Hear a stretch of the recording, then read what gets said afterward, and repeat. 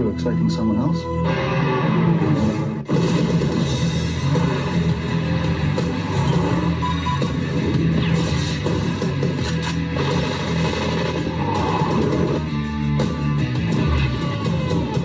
No more foreplay.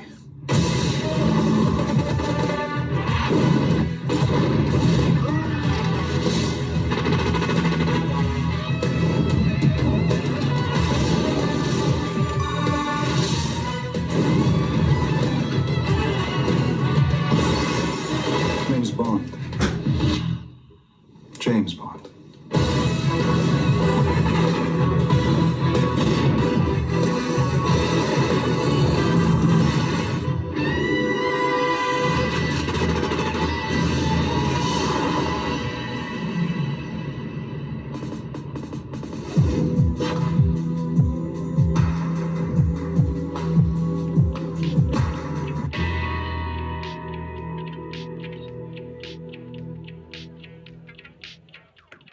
Hello, Tailoring Talkers. It's time for the Bondathon. For those of you joining us for the first time, my friends and I are watching the entire James Bond movie series from beginning to end, one movie at a time.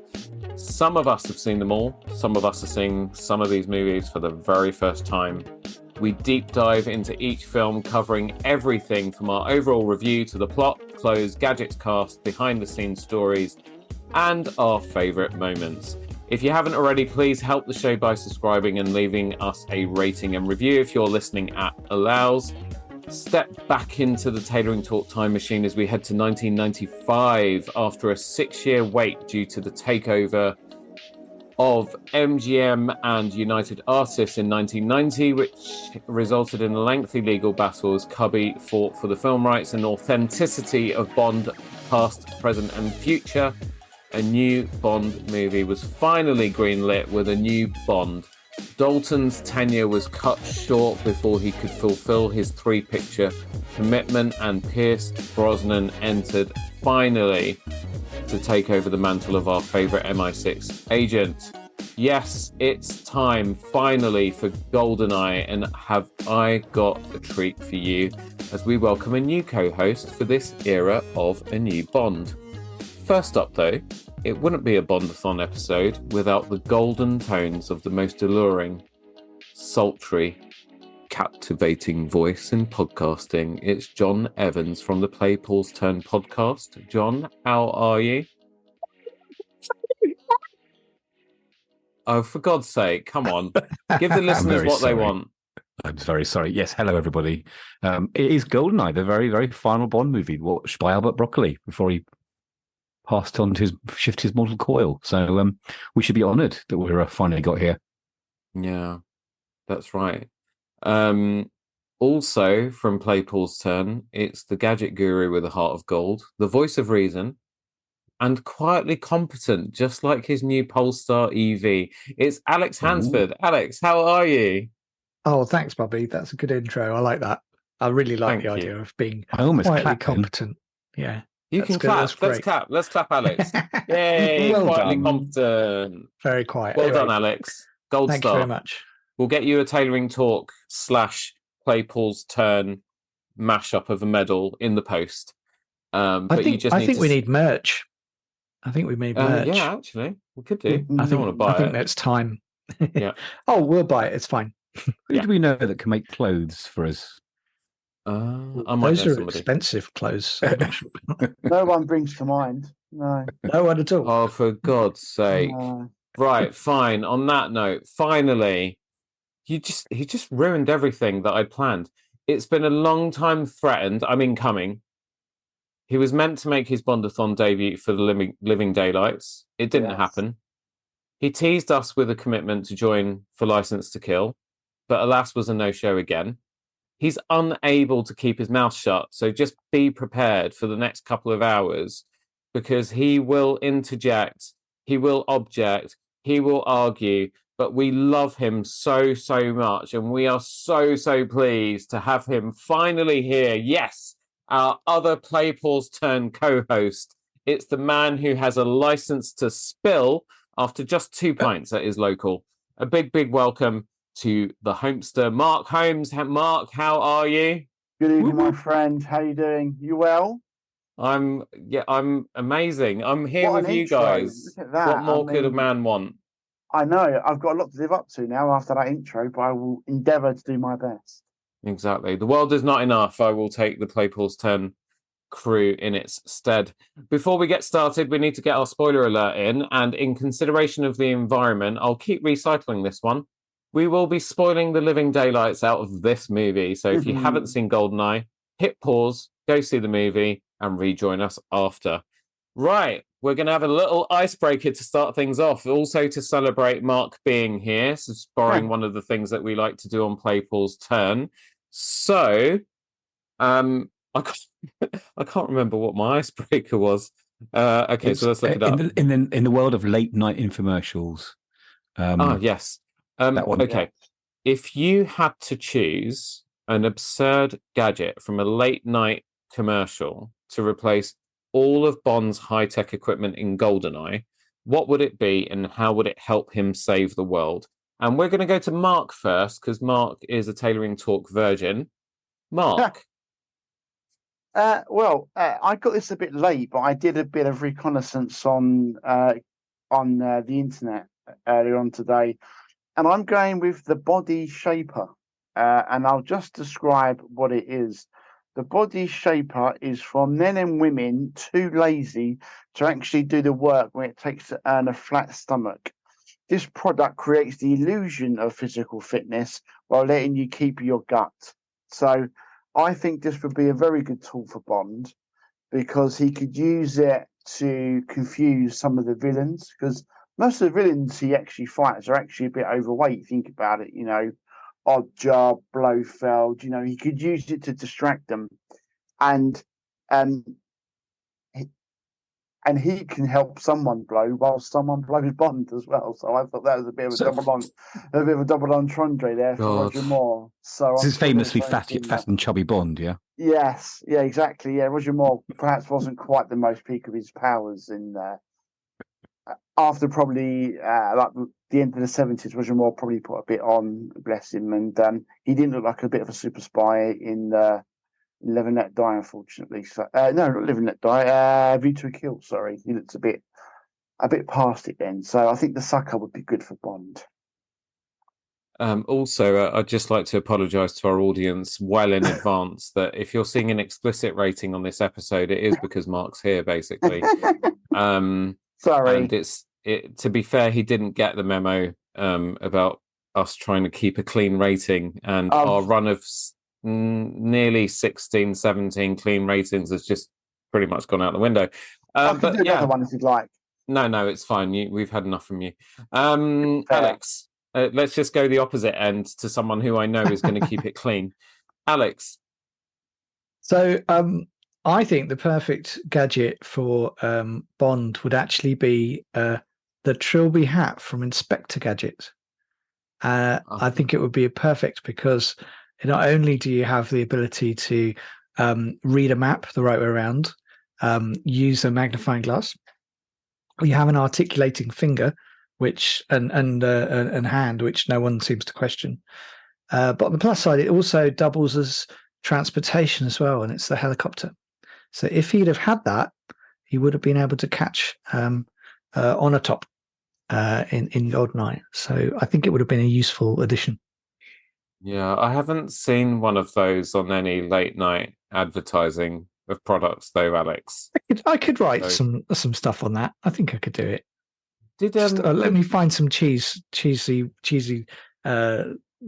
slogans to think about. Yeah. Okay, yeah, sure. Did that hat also have a can opener in it? Or am I it had everything. Yeah, definitely had a can opener. It also had a finger phone. Very important. Mm-hmm. I think this really would have. I get really in the shape of a phone, just for people who are listening. Like in the films. I feel like it would have really upped the game of Bond that we just haven't had so far. So sorry, when you said gadget, that's where I went to. So not very like late night, but yeah, that's when you said gadget. See, Alex gets to bed quite early. See, Bobby, is the problem. He doesn't watch these late programs. Yeah, That's true, I do, actually. Whereas top left corner Mark, every single time Alex says the word finger, my blood pressure goes through the roof. John. Well, see, I used to be a massive fan of the Innovations catalogue. Do you remember that? Oh yeah. It's like Yeah, a I little think sort of so. pamphlet that came in the Yeah, newspaper. yeah, or and it used to have sometimes like came loads through the of front door. gadgets in it. Yeah. So I go back to the printed form of these absurd gadgets, and there's one thing you can get from these Innovations catalogs and from TV programs. It's almost ubiquitous to the point it's now something you can get at Amazon as well. And when I say it, you all know what it is, and that is the Snuggie. Sometimes it's called the Slankit. And my theory is, right, instead of a tuxedo, Bond wears a Snuggie. It will be perfect for those cold nights in Russia. And whilst it might not offer much in terms of armor or protection, its loose fitting design could conceal other gadgets like the hat and the whatever Mark said. And right, here's the best bit: Bond could then blend in at any sleepover. So that's my gadget for you. Yeah, good one. That was my first choice. I did think about the sticky buddy as well. Remember the sticky buddy? There's that roller that could pick up all the dust off your suit. Okay, yeah. So I thought you could like roll it over the villains' faces and things, or use it as a quick disguise for the hair that was on it. But the Snuggie was my first thought. Cool. These are all really terrible gadgets. So normally, as listeners know, I basically am very cruel. I let you guys go, and then I don't actually have one myself. But I do have one. So for me, it would be the George Foreman grill for a couple of reasons. Number one, Bond could actually kill people quite violently by slamming their face in the grill.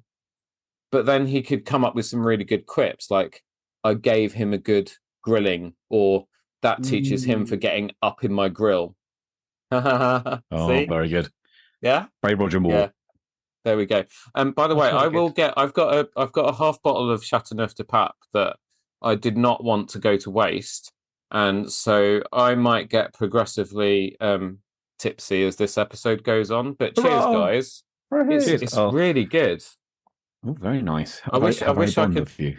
I wish I could send some to you. Are you sitting next to a casino table there, Bobby? Looks like you are.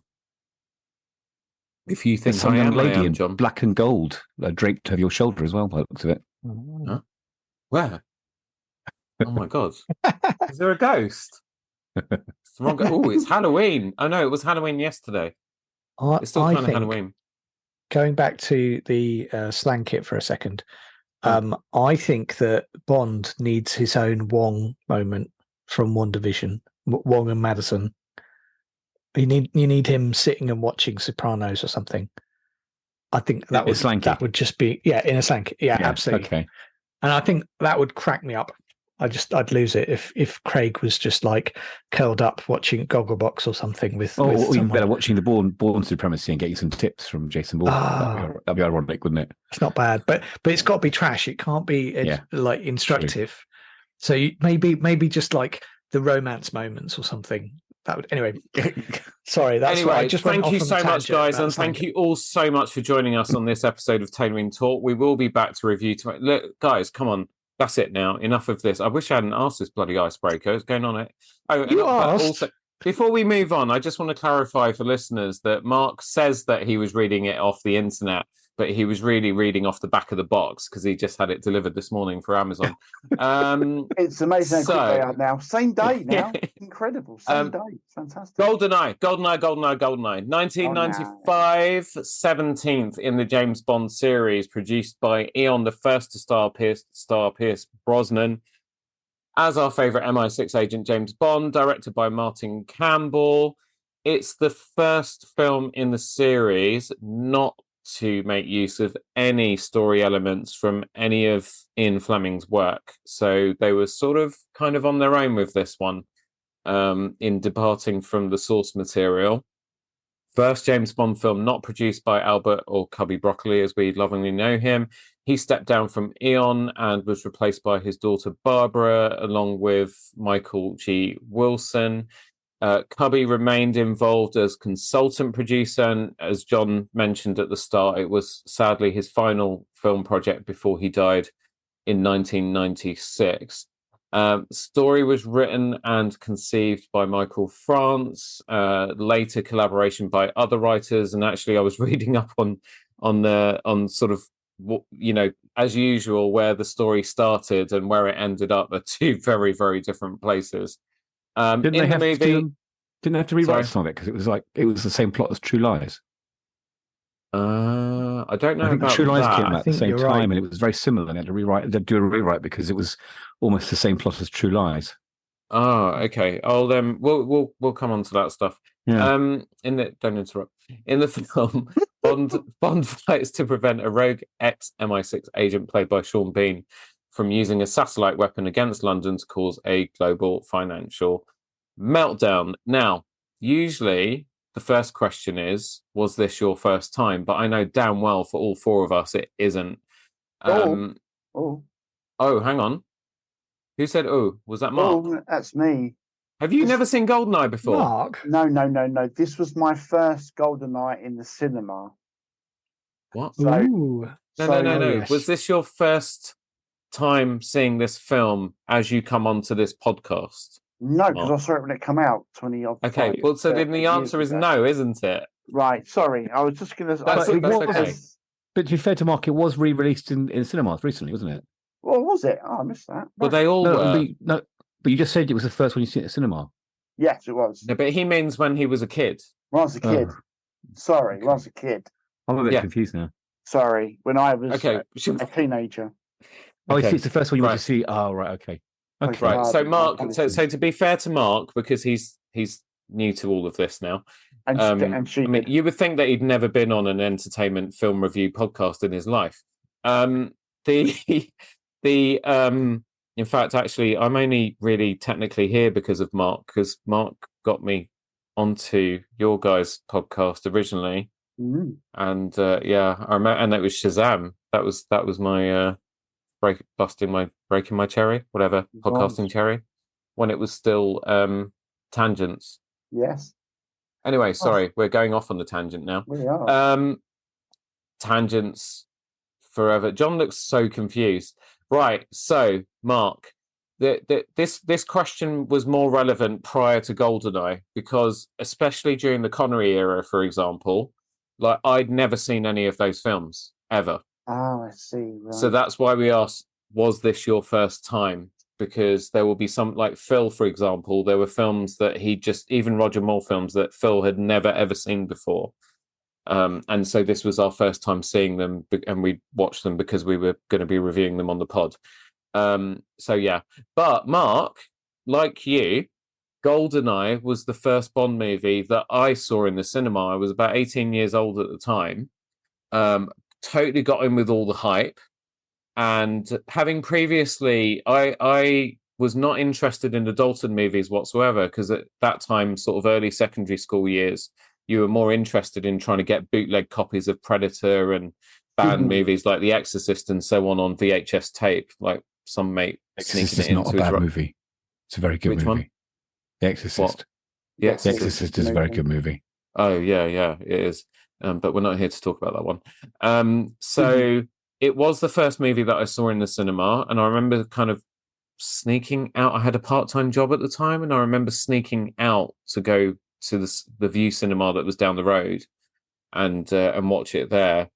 It was the first film that I ever bought on DVD when DVDs were like 25, 30 quid and they came in jewel cases. Do you remember? Yeah, I remember them. My first film on DVD. Mark, so GoldenEye, you're what, 17, 18 at the time? Oh, 16. 16? Yeah.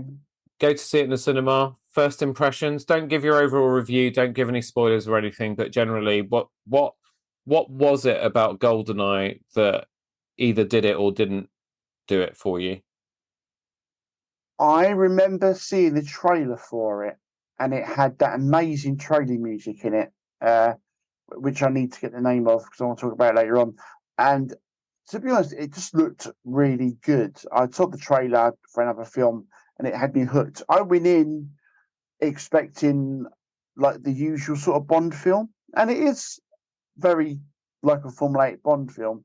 But the clever thing about it is they do make it a bit more updated for him in the 90s as well. So I was very pleasantly surprised by it at the time. I thought it was cracking at the time, and I still think it's definitely one of the top tier Bonds, like in all of the franchise. So yeah, really enjoyed it when I saw it, and still do now. I think it's a really, really good film. John, Alex, we're massive gamers, the three of us. Mark dabbles a little bit when he's got time, but he's very busy. I'm very busy as well. I tend to do a lot of my gaming in the earlier hours of the morning. By the way, I still haven't played, even though I got it on early access, I still haven't played RoboCop Rogue City, so I'm going to do that after this. I know, I'm going to do that after this. So guys, you know, for me, it was that year was all about the Nintendo 64, and it was all about GoldenEye the game. I remember so many late nights, and then you'd have sleepovers at friends' houses, and you'd be playing the multiplayer as well. And there'd always be one of your friends that was really irritating because he'd pick Scaramanga and was it Scaramanga? Christopher Lee's character in The Man with the Golden Gun. Scaramanga. I know, the one shot thing, and I, you know, you'd end up throwing your controller at that person's head, or maybe that was just me. But for me, it was all of that. It was the first Bond movie to use CGI. It was the first Bond movie to have a proper game tie-in as well that was very faithful to the actual movie. But again, memories take you back to 1995, memories of GoldenEye, first time you saw it, Alex? Yeah, I was still at school. So it was about, it was just about the hype for it, going to see it in the cinema. Lots of talking about it afterwards. I think it was my first sort of Bond I could get into because I was just about the right age, and I think and I was able to go and see it, so it became an event. And then the fact that there was the movie tie-in, which was absolutely epic, and so a friend of mine had the N64 from launch, and it just meant we went round there and spent lots of time just playing GoldenEye. Not that you know now, because I'm awful at it, but it was such good fun. I genuinely think it's probably the best Bond game that's been done. There's very little to improve on it because it's just the multiplayer aspect is so good. It doesn't. You don't need to do anymore. You can quit now. You can finish playing games about Bond. That's all you need to know. But yeah, no, I loved it. Can I ask a quick question? Sorry to interrupt. Sorry. Go for it. It's fine. We're prepared. Yeah, I know. You know what? We're not recording a podcast or anything, so it's fine. No, it's fine. I'm definitely not going to be fine editing this one because it's going to take me the rest of my life. Sorry, Mark. You. I'm really sorry, but maybe my memory is gone. Probably. I bought the N64 just to play GoldenEye, but did GoldenEye did the game come out? 2 years afterwards, Mark. Well, GoldenEye, the game came out in '97. It did, didn't it? I just think it was afterwards. Yeah. Right. Sorry. Okay. Right. I'll stop talking. Sorry. I was still at school then, so that was reasons. So this is where I started to show my age because I was 22 then, I think, and I was running pubs at the time, so I had very little spare time. I did go and see the film with some of my staff. We did a similar thing a few years later with the prequels, Star Wars prequels as well. But I remember one of my customers who became quite a good friend who used to install computer networks for spare buildings in London. He used to bring his N64 around the pub after hours. We'd have a lock-in and we'd hook up the N64 to a screen in the pub and we'd play both GoldenEye and Quake 2 because both of those were out in '97 on the N64. And just many, many evenings with beers and GoldenEye, and that was really good. But I remember one evening, the guy, my mate who brought it round, he was fiddling around with his contact lenses and then fainted. And we all carried on playing and didn't realize that he hadn't actually worn his contact lenses that night. He had laser surgery and forgot that he had flaps on his eyeballs and he was pulling them off thinking they were his contact lenses.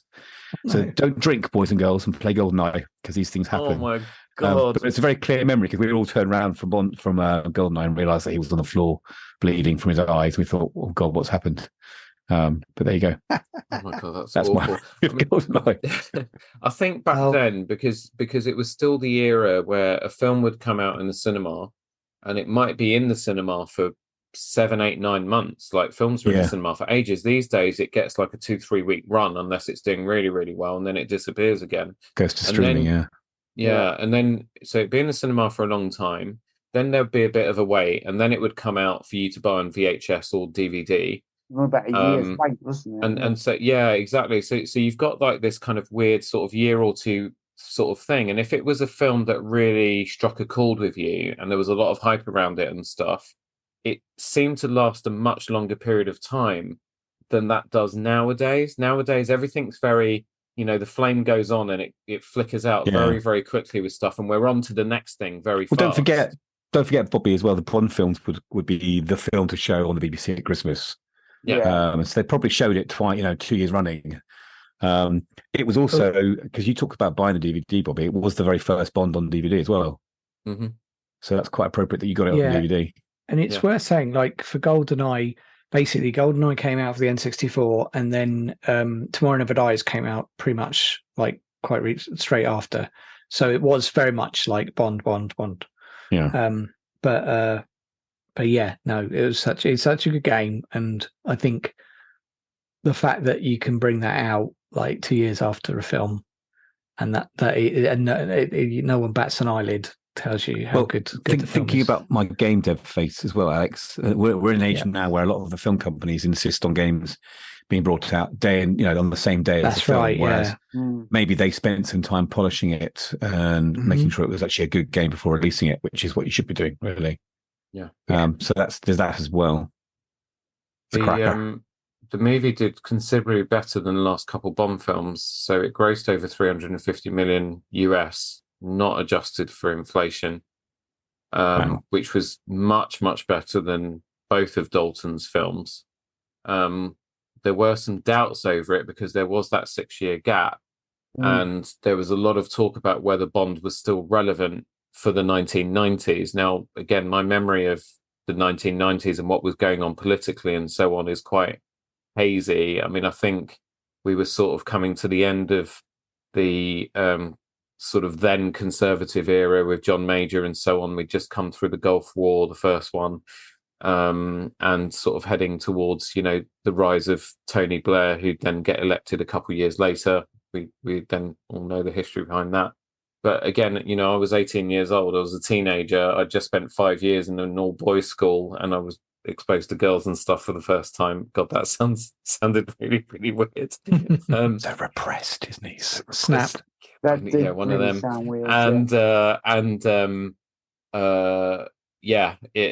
I don't know. It's the cinema, anything that was going on in the cinema. I mean, that around that mid-90s phase, you also had the very first Mission Impossible movie with Tom Cruise, which was amazing. I absolutely love that movie. Arnie was sort of coming to the end of his heyday, with movies like Eraser and True Lies, obviously. True Lies, yeah, exactly. True Lies is a good film. Very, yeah. But yeah, it just, I don't know, it had such a big impact on me, and I just loved that so much. And then the game just sort of compounded that. I played the game recently because they've reissued it. They've done the rare reissue, haven't they, on Xbox Game Pass? Yeah. And Alex, it's really funny you saying you're really bad at it. I just had muscle memory. So nice. 23 years or whatever, 25 years later, I pick up a controller, the game starts, I know exactly where all the baddies are. It's just muscle memory. I'm literally headshotting these mother foes, like left, right, and center, dropping them like anything. Raced all the way through to the train sequence, got the Omega out, got through the hatch, onto the next bit. I'll go back to that. I'll complete that game in a couple of hours, no problem. I found it fascinating playing it, Bobby, how different mechanics are to modern games as well, and how far games have changed. Yeah, it's very pared down, it's very pure in some respects, isn't it? It's good to replay it. Yeah, extremely. So we kind of need to talk about the film, though, don't we? Oh yeah, totally. But we're not going to go deep into the plot and stuff. But I want to just pick out some standout moment because the other thing as well is that this is the first film that we've had for a while where we talk. When we talk about we're going to talk about the girls, the gadgets, the plot, blah blah blah. It's been kind of hard to really do that cleanly with a lot of the previous films.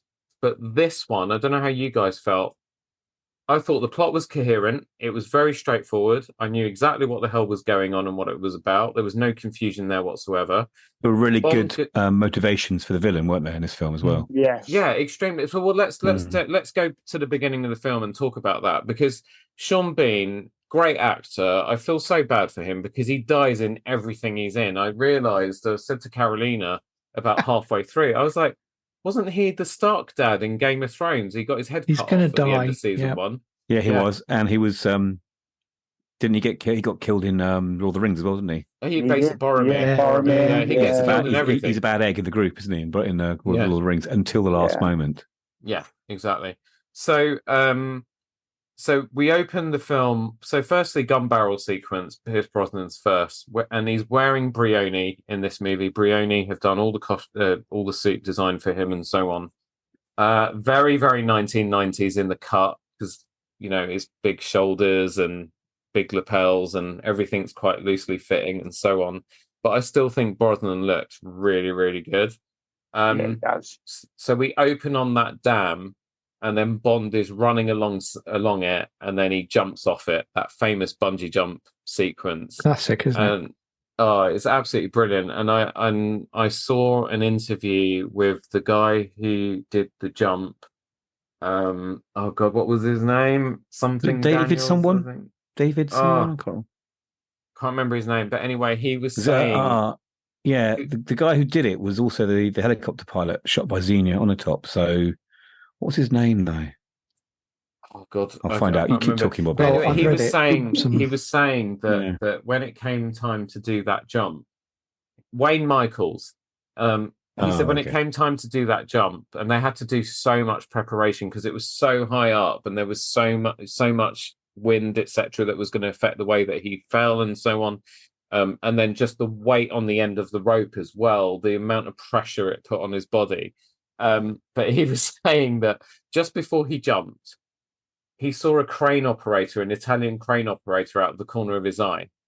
And just before he jumped, he saw this Italian crane operator do the mark of the crucifix. And he said it's one image that he'll just never, ever forget. But yeah, I mean, what a way to open a Bond film. One of the quietest and most understated, but I think one of the most memorable of all time. You know what? I've been rewatching the Mission Impossible movies again, all of them, and obviously watched this in research to the podcast.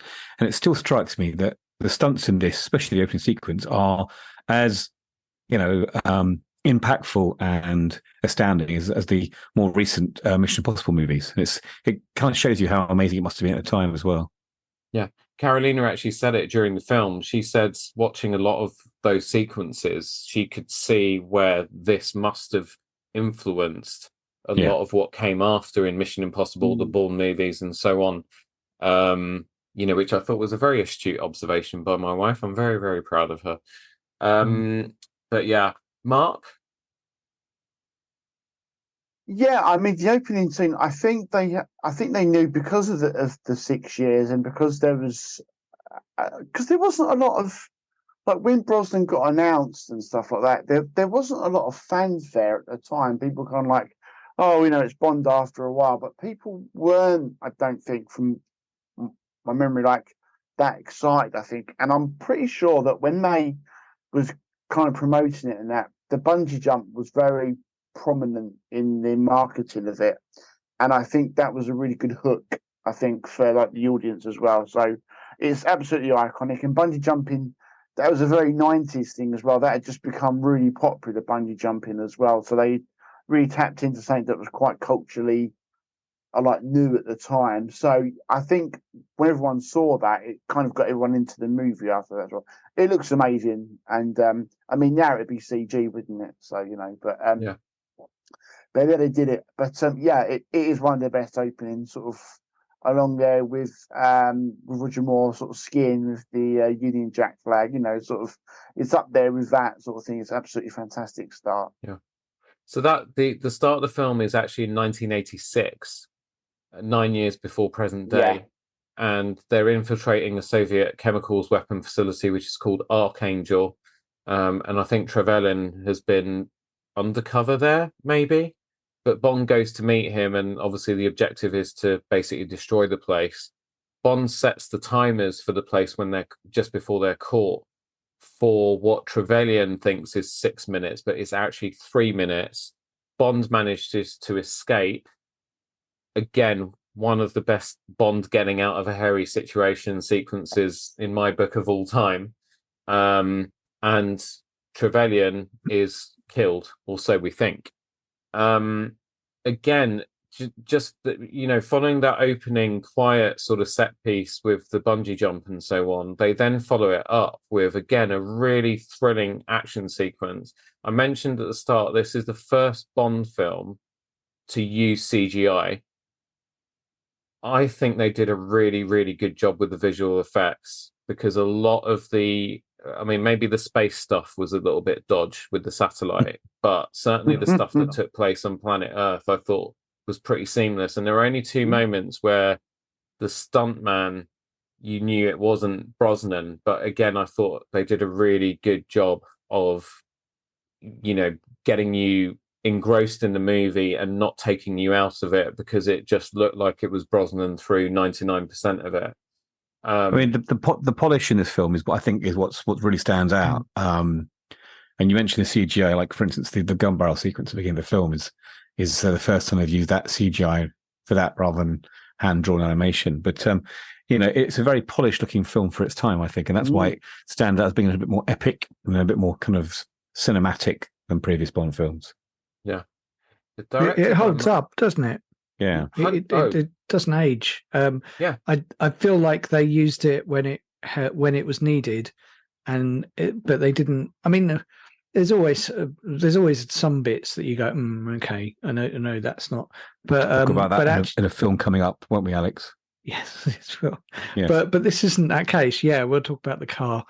But this is just a case where it's like where they had it added to things.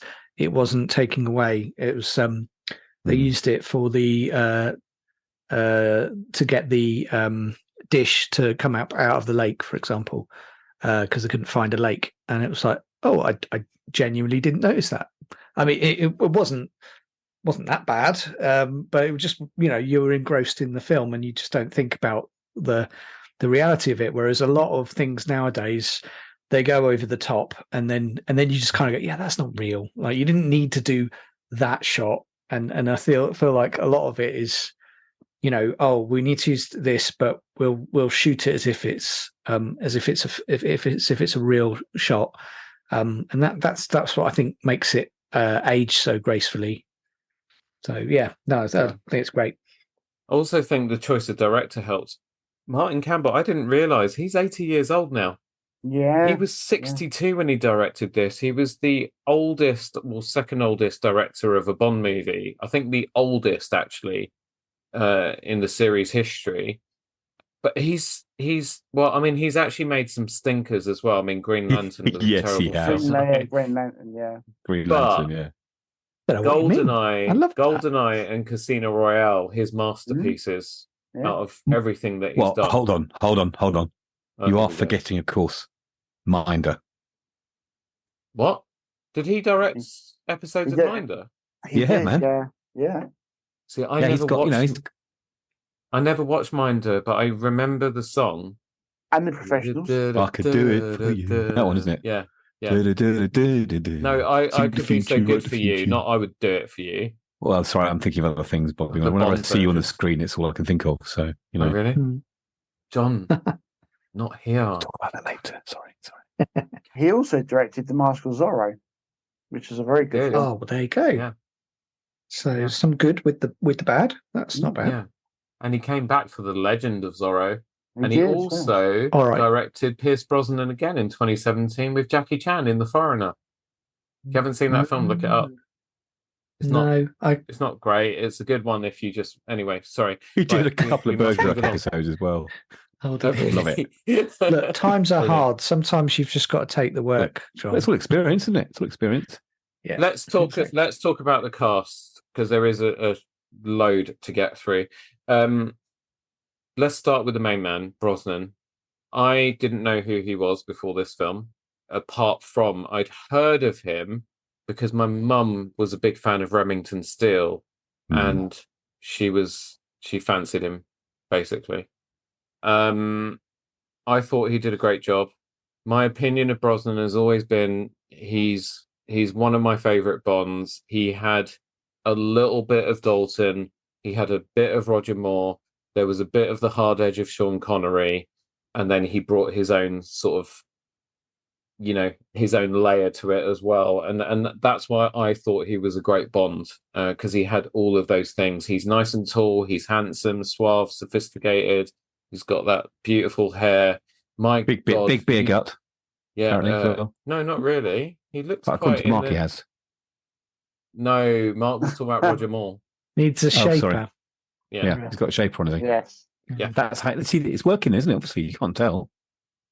Yeah.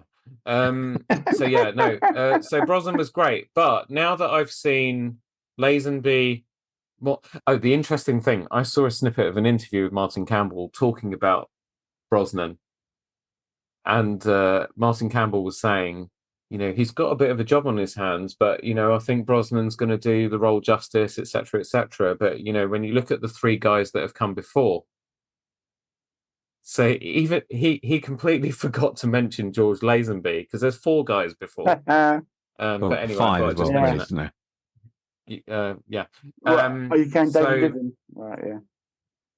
Yeah, we don't count that. Oh, we didn't watch that Casino Royale, did we? We need to. We still we need to didn't. do that. We still need Christmas to do special. That. Yeah. More of a parody, So let's do a mini ranking. So you got Sean Connery, Roger Moore, Pierce Brosnan, Lazenby, and Dalton. So what order? Where does Brosnan fit into all of that? It's a really tricky one. I mean, for me, I'm now sort of with the purists that say Connery was the best. And then I think it's quite close between Moore, Dalton, and Brosnan are all for different reasons. But I think they were all pretty good. So I don't know. Yeah. But what did you guys think of Brosnan? I'm just going to open it up and let you guys fight it out. I think he's my Bond. Just like you have a Doctor Who for when you grow up. I think he's my Bond. I think then I'd probably go with Connery, but yeah, no, he's the Bond I grew up with. See, Roger Moore's my Bond, really. He's the one my first memory of Bond was Roger Moore. Yeah, but Yeah, see, Moore is. I'm a bit older than you guys, though. See, Yeah, see, Moore is Moore's definitely one that I saw the first time. Then I think as an age, I really like Dalton. I've always talked about Dalton before. I think he's criminally underrated as Bond. This is completely a bit sideways, but I don't really like comparing them because they're playing a different character, but they're just completely different sort of periods as well. Like I don't think you can compare sort of Connery in the 60s to like Brosnan 30 odd years later and like Craig 40 years after that. do you think, Mark? Do you think that it's more like they're almost like the old the Doctor Who?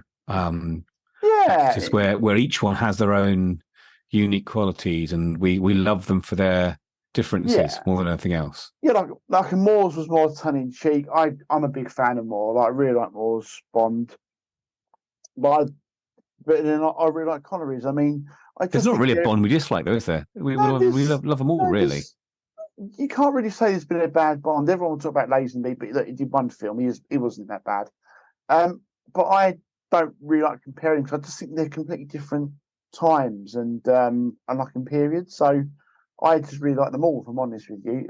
I mean, if push comes to shove, I'd always say Connery and Moore are the top two, but I think they're all really good. And I think Brosnan is excellent in the 90s version of it. I think three of his four films are really, really good films as well. So, yeah, I don't really like comparing them, but I think Brosnan's up there certainly is a very, very strong Bond. I think he's excellent. Because it revitalized the whole franchise, didn't it? Yeah. It was just like it was needed, and it really felt like it become fresh and relevant again. And the thing that did that for me, I mean, we're going off to talk about him now, but I think Judi Dench as M. I don't know if we're going to come on to that or if you want to talk about that now. I don't know, but like, yeah, we can, Mark. We can because Yeah. you know, we're on the cast, so we started with Pierce. Let's move through. So let's talk about Judi Dench. So Judi Dench was obviously the first female M, and I think that she was basically chosen because I think it was a female had recently become the head of MI5. Is it Stella Remington? I think had become the head of MI5 that's in right. In real life, and I think that is, and they kind of reflected that as well. But I mean, Judi Dench is wonderful anyway.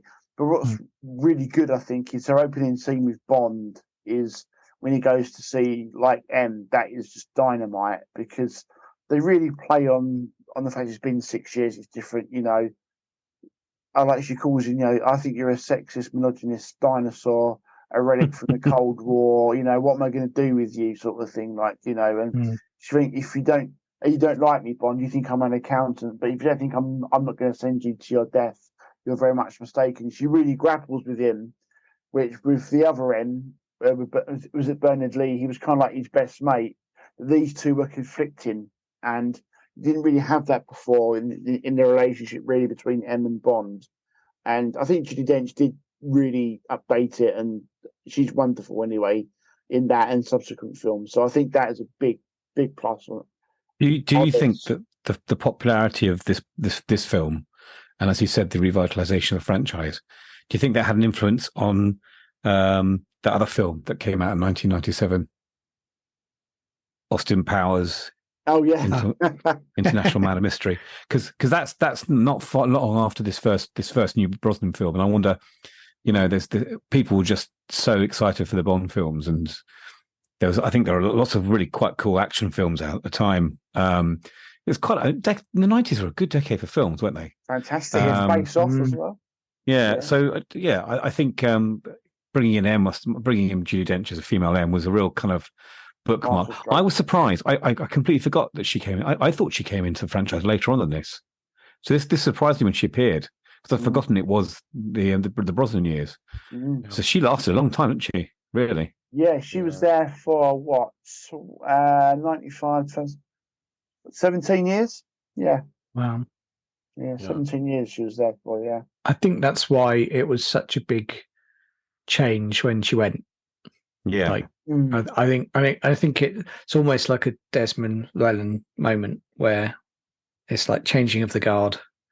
But this was her just coming in. That was what was so sort of special about it, really. It's weird, but it's just because you see that with nostalgia now. But at the time, it was like it was fresh. It was a new change out of the old. It was great, and a new kind of dismissive interplay between them and Bond, whereas before it was just kind of slight disappointment that he's being a bit of a child and a bit of a silly boy to and now being a bit of a misogynist, really, isn't it? Yeah, and him with Moneypenny as well. Yeah, it couldn't be a boys' club anymore. No, because M was there. You know, you had Tanner who, you know, was made some disparaging remark about her, and then she obviously steps in right behind them. And great scene. Yeah, exactly. Michael Kitchen is actually very good in this as well. He only has very small scenes, but throughout the Brosnan years, he's very good as well. Tanner, I like. Yeah. And Michael Kitchen's a fabulous actor. Samantha Bond joins the cast as Moneypenny. Yeah. My favorite Moneypenny of them all. Really? I think she was such a strong character for such a minor role, but every single scene that Samantha Bond has been in through much of the Brosnan era, she's just shone. And her interplay with him, absolutely brilliant, keeps him at arm's length. You know, just enough of that playfulness, but she's very firm with him. This is a Bond who is used to getting his own way with women, but in his environment in the workplace, he's not able to, and it's almost like then he becomes a bit of a child when he then gets out there into the world. But I thought, you know, Samantha Bond is a favourite for me. Desmond Llewellyn returns, absolute legend. only surviving cast member from the very, very beginning, and just every bit as charming. But I thought the dynamic between this Bond and the previous ones was a little bit different because they were a little bit more playful with each other. I mean, this Q scene is my absolute favorite ever, ever, ever, ever. I just think it's brilliant, and there are so many things going on in the background that you don't want to take your eyes off these two actors because they are just the way they're playing together is just a joy to watch. But you can't keep your eye off what is going on in the background of Q Branch while that's all going on. It's all the boffins in the grey coats are brilliant, aren't they? Yeah, there's one guy who gets off. Is it? He's in the BT payphone, isn't he? That's it. I think something expands. Another guy flies off, and then Q, I think, has got he got his leg like skiing accident? It's a missile, isn't it? He's got his leg in a cast, which turns out to have a missile in it. Oh, that's right. It's hilarious. Yeah, Bond. And then, skiing accident. While we're there, guys. Yeah. Okay, sorry. This is Alex's bit. This is the Gadget bit. Okay, Mark, you might know this. So at some point, as soon as we start talking about Q gadgets, we then we cut the conversation, we hand over to Alex, and Alex gives us his run through of all the gadgets in the movie. Alex, are you ready? I think I am. I think you're bigging this up more than it needed, but there were quite a few. I mean, I think the biggest toy is the GoldenEye itself. And particularly the key is amazing. I don't know why, but it looked like they had one of those track balls from the 90s as well to power that. Oh, the Logitech. You remember the Logitech with the red ball in it? And that's exactly it. It totally has those vibes. I don't know. I mean, I need to go and get one of those just to remind me why those should never have existed. But anyway, so the key one was the Parker pen grenade, which that was a plot point, wasn't it, at one point as well? Yeah, and it is a plot point. Right at the finale. So that's a key. That's a key one. And again, that's Parker pen. There is a lot of product placement in this film. You just once you start spotting it, it's everywhere. With the BT phone box, the Amiga watches, BMW. The Seamaster. Well, this is it. The Seamaster laser watch. So that was cut out of the train, didn't it? And obviously also disabled the mines that were set around. So and that was another key Sean Bean moment. So that was great. You had the belt. There was a piton that could had so much. So much, like it had 75 feet of like rope inside it, like his waist. I know.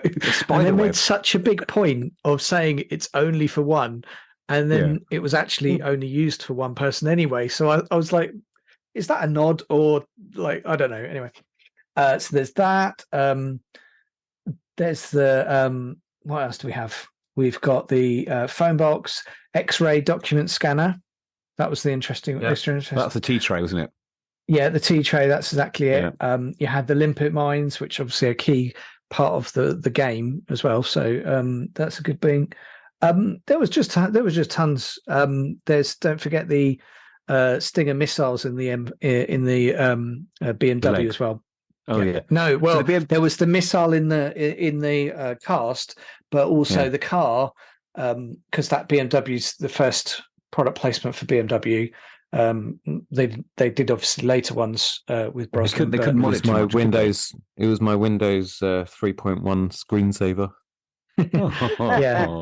But exactly, they couldn't do much in of the car itself, so it looked like a stock car. But they were like, "Oh no, we've put missiles in. It's fine." I was like, it did amazing things for BMW, though. The marketing of that was just amazing. I remember at the time, like thinking, "My God, that car looks amazing. I really want one." I mean, these days we just call it the hairdresser's car, don't we? The Z3. But at the time, I'm getting a look for Bobby. At the time, everyone's like, "Oh, it's so cool. We all want that." It's like a sci-fi car. It's amazing. It was very good marketing for BMW. This is it, and it was funny because obviously the film started with the Aston Martin and then moved on to the BMW, and that was kind of intentional. It's like new things. That's all I've got. I've got a digital monocular, and I don't remember that. Oh, wasn't he looking at across at from one building to another through it or something? That's it. Yeah, but I don't remember him talking about it. I think he must have I just think because got it out. he could film in it, and it would send the images to a satellite. I think maybe it was sending data back to him or someone like that. I can't remember who it was. Yeah, Which is quite sci-fi tech in those days, isn't it? Really? yes. I know Just what it phone relates to days. as well, but yeah. Oh, go on.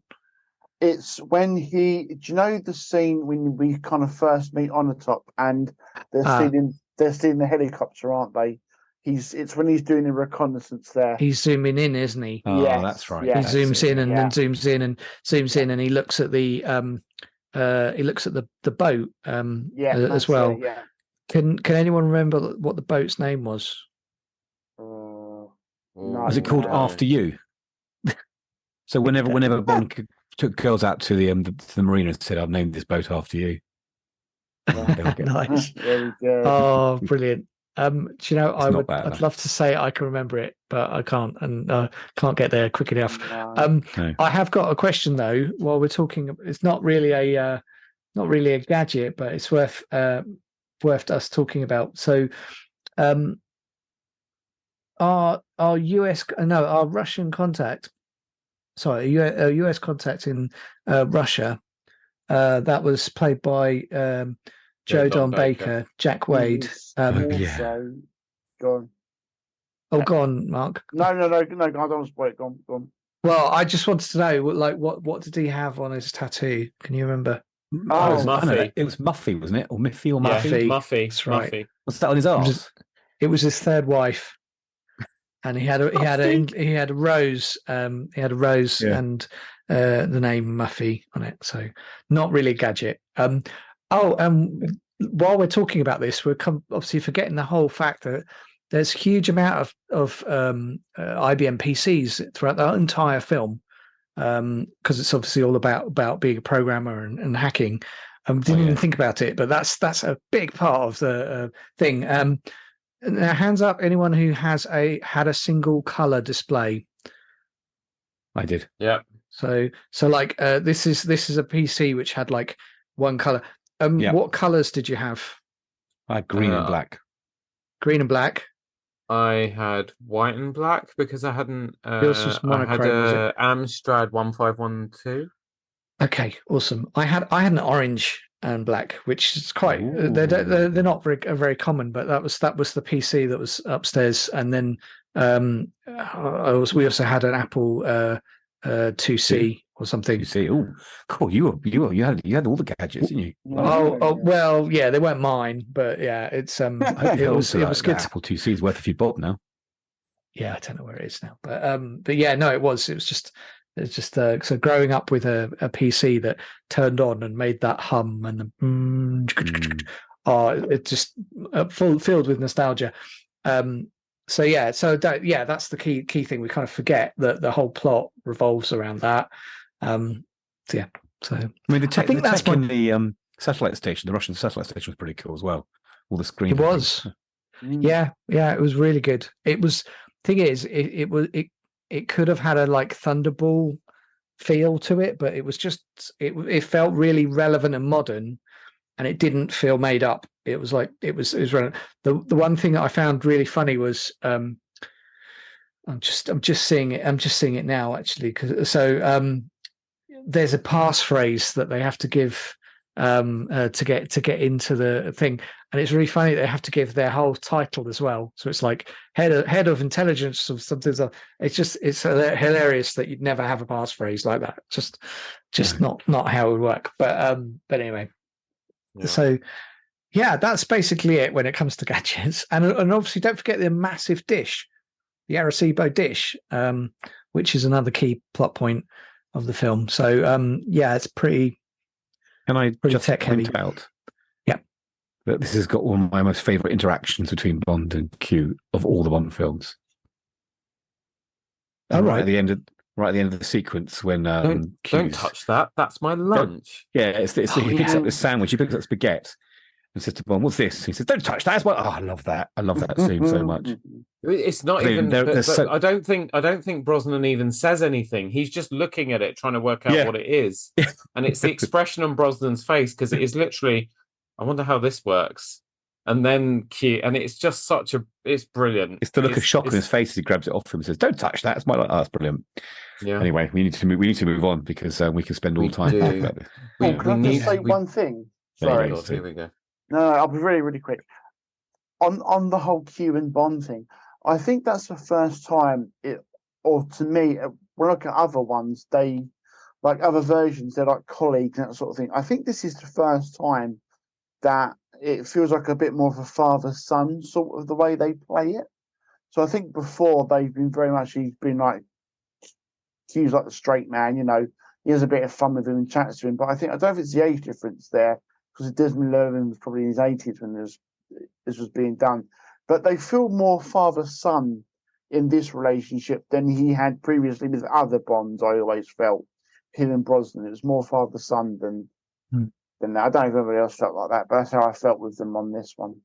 Yeah, no, I know what you mean, and it becomes, there's a really poignant moment 3 movies later when Llewellyn makes his last appearance on screen as Q, and he disappears into the floor of Q Branch, and I remember seeing that and tearing up, because by the time that film came out, he'd passed away. Yeah. And I'm getting emotional about it now, so let's move on to the girl. Well, Sean Bean, first of all, who I think was a really compelling villain. I think it helps when you put an actor in the role who's a great actor, and Sean Bean is a great actor. And the dynamic between him and Brosnan, the sort of the wordplay in between them when they bump into each other at the facility that they're meant to destroy. And, you can really see that the close friendship between these two men, and how when Trevelyan turns up and turns out to be whatever his name is, Bond's basically is on this mission to find this sort of shadowy figure that's behind all of this stuff, and it turns out that it's him. And Brosnan, I think Pierce Brosnan's a great actor anyway. Anyone who's seen Eurovision Fire Saga will know that to be true. The guy should have got an Oscar for his portrayal as Will Ferrell's father in that movie. Yeah. And Rachel McAdams' father as well, we think. It's a great film. It's a great film. Don't go wasting your time on this nonsense. Such a good film. It's brilliant. I love that movie. But I thought Sean Bean, he's probably one of my favorite villains because it was quite real as well. A bit more grounded in kind of reality. And my God, the fighting between them towards the end when it's, that one of them's got to die. It was so brutal. You actually forget, revisiting this film after some time, how violent. It's probably one of the most violent Bond films up to that point. But Sean Bean really helps with that. He was phenomenal. Guys? Well, I mean, Famke Janssen's pretty violent, isn't she? She broke a rib in one of the fight scenes with Pierce Brosnan. Oh my God, yeah. So there's it's a very physical film. First film with explicit sex scene as well. There's lots going on. There's lots of tussling and rutting and hitting. It's a melange of kind of violence, good and bad. That's an interesting change in kind of pace. Yeah, she was freaking nuts, wasn't she? Yeah. Isabella Scorupco, best Bond girl for me since Diana Rigg, hands down. I thought she's probably, and maybe still is, she's up there with Eva Green as well as one of the strongest Bond girls that they've ever written. She was very, very capable, very capable. I think she actually has Anna De Palma vibes, doesn't she? Don't you think? Similar kind of vibe, to kind of a competent and slinky and not taking any nonsense kind of vibe to her. Yeah, I mean, I was 18 and I fancied the pants off her. Yeah, I mean, and she still is to this day absolutely gorgeous. Alex, Bond, where does she sit in the pantheon of Bond girls for you? It's kind of middle, really. I think She's good. There's a lot more to come that are going to fill up my list, as it were. Just because of my age. But yeah, so I think she's kind of middle. I love the fact that she didn't take anything from him at all. Like there was no cases where she would like be bossed around or she was just very good. So but yeah, I just think I wasn't like, yes, she's on my list now. For some reason, Alex, just wasn't part of it. Do you think she was overshadowed a bit by Famke Janssen's character in this film, though? Oh yeah, totally. I think she would. That's absolutely right. On the top was the sex and the violence bit, and she was the brains. And yeah, but for me, I thought Natalia was a more grounded character, and like I say, she was very capable. Bond would not have made it out of this film alive if it wasn't for her. Oh no. And then Famke Janssen's character Xenia was basically the cartoon villain because she was so over the top, like ridiculous. But also, I mean, really funny with it. I mean, for God's sake, I mean, who came up with that? Her quirk or tickle tell or whatever was going to be that, she has an orgasm every time she kills someone. Well, I think crazy. She kills people by thighs asphyxiating with her thighs, and I'm pretty sure there was a reference in a previous Bond film about a Russian agent that used to do that. I wonder if they just took inspiration from that as his character. Possibly, yeah. I mean, she kind of reminded me. She had the same sort of vibe as the villain in Never Say Never Again, the one who has the best death of any Bond girl. Oh, was that with the grenades? Yeah, where Sean Connery shoots her and she sort of blows up. Yeah. Yeah. That crazy bitch. Brilliant.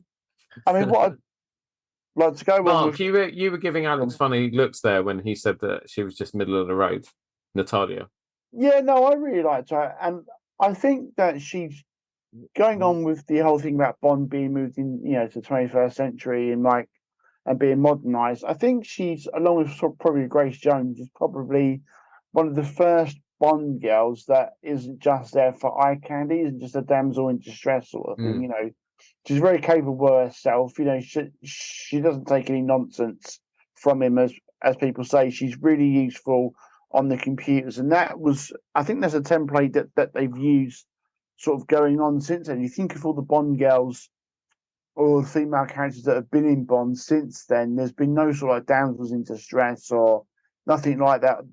They've all been capable, or they've had a skill that he needs to win.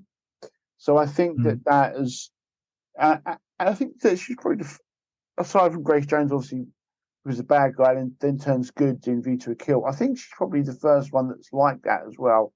And she challenges him a lot as well. She doesn't do the, oh, James, she's like, they have a very well. good I don't scene. know about that, Mark. That's pretty. I think she just says "Oh, James" to him when they're tussling at the grass right at the end before the army turn up. Oh right, yeah, I know. But like, what I mean is, the army didn't turn up, John. They were there the whole time hiding. Oh yeah, they were hidden on the ground, weren't they? They were hidden in the bush. But they have a really good scene. No, it's fun. Before the final, Bond was hidden in. Bond was hidden in the bush. Boom, boom. There we go. He's got You it. said I was bad at the start, didn't I? There we go. No, but there's a really good scene of them before the final battle. They have like a break and they're like in on like a beach and they have a chat about what's going to happen. And she sort of says, well, he was your friend, now he's your enemy. You're going to have to kill him, sort of thing. And she says, there's another great line. She says, you're like boys with toys and that sort of thing. So it did modern it up, and I quite like that about it as well. I think that she's that sort of character, as in, she wasn't a damsel in distress sort of thing. She was very capable of herself, and she knows how to handle a weapon. She does. Oh yeah, when he said, "Do you know how to use this?" and she just takes it and starts doing that thing that they do with the guns in the movie, like strips it down and then builds it up again. Yeah, I liked all that. No, I think she's pretty great. Yeah, so yeah, I think she's a good Bond girl. And then her supposed best friend Boris, played by Alan Cumming, again another very memorable Bond villain. Boris Grishenko. Boris. I am invincible. I had a shock moment at the end when he died, when he Yeah, got hit by nitrous that oxide. vat of nitrous oxide. Yeah, and he Yeah. just froze. Yeah.